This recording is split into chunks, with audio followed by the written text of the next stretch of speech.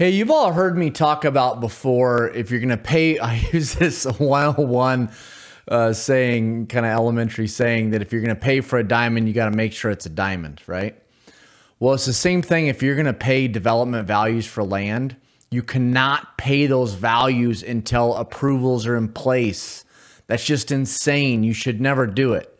But the reason I'm bringing this up right now is because you do run into property owners or even real estate agents that aren't educated in our space, which is the majority of them, unfortunately. I'm not trying to put you down. It's just the reality. But they think you're going to close on developable land under the same terms you would go buy a house or a finished lot, right, to build a house on. And that's just not how it works. These types of prices we're paying for these land deals, we can't close until all the approvals are in place. Because just because even if it's zoned for development and all the utilities are there and it all just looks peaches and cream, just wonderful, the reality is until the approvals are in place, we don't know what we can do with the property. We don't know, quite frankly, it's not approved for development, right? We don't know what kind of conditions of approval they're going to give us. We don't know what they're going to want to do to our layout. We don't know what kind of offsite improvements they're going to make us. I go on and on and on.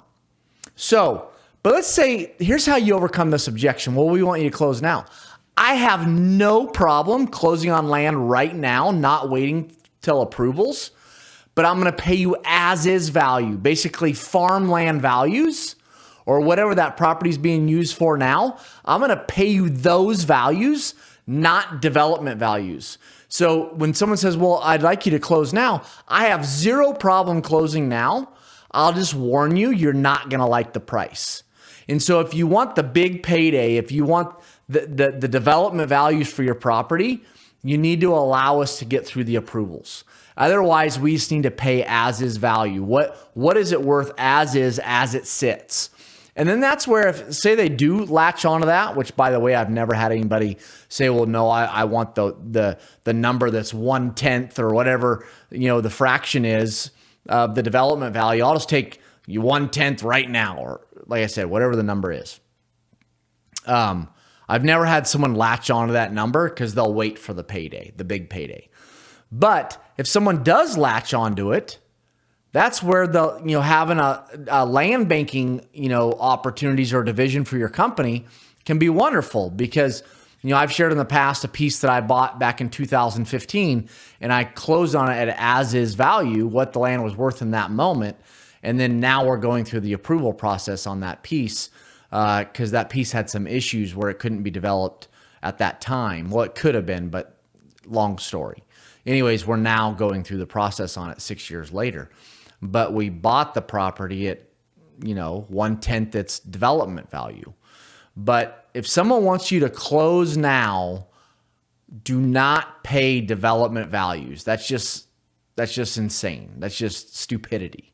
So anyways, the biggest reason for this video is the way to overcome that objection is to say, yes, we will pay, we'll close right now. That is not an issue. But just to warn you, you're not going to like the price.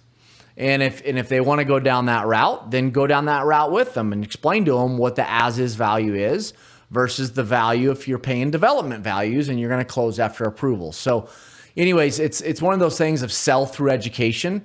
And so the best way, in my opinion, to sell is to educate the other party so that they can make an educated decision and they understand why you're communicating the things you are. So I kind of rambled in this video. I was all over the place, but hopefully you got something from it. With that said, take care. All right, bye-bye.